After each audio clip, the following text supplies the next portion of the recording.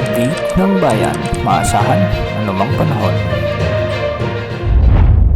Magandang araw po sa ating lahat. Narito ng pinakahuling update sa magiging lagay ng ating panahon sa araw na ito at sa mga susunod na araw.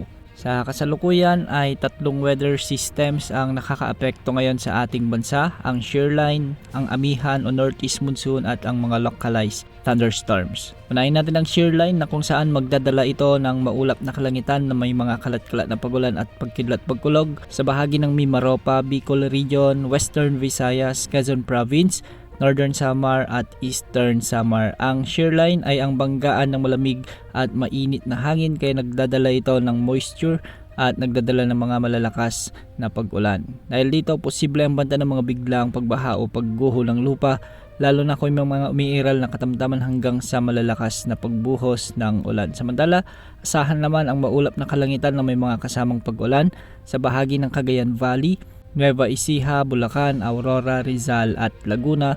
Dulot naman ito ng umiiral na amihan o northeast monsoon. Mag-ingat po dahil minsan makakaranas ang mga lugar na ito ng katamtaman hanggang sa malalakas na pag-ulan na posibleng magdulot ng mga biglaang pagbaha o pagguho ng lupa. Samantala, amihan pa rin ang magdadala ng maulap na kalangitan na may mga kalat-kalat na mahihinang pag-ulan sa Metro Manila, Cordillera Administrative Region at ang nalalabing bahagi ng Calabarzon. Asahan naman ang bahagyang maulap hanggang sa maulap na kalangitan na may mga isolated light rains o kalat-kalat na may hinang pag-ulan, dulot pa rin ng northeast monsoon o amihan sa nalalabi pang bahagi ng Luzon. Para naman sa nalalabing bahagi ng Visayas at sa Mindanao, asahan din ang bahagyang maulap hanggang sa maulap na kalangitan na may mga kalat-kalat na pag-ulan at pagkidlat-pagkulog, dulot naman ng mga umiiral na localized thunderstorms. Mag-ingat po dahil posible pa rin ang banta ng mga biglaang pagbaha o pagguho ng lupa, lalo na kung may mga umiiral na severe thunderstorms. Sa ngayon, matataas na pag-alon pa rin ang inaasahan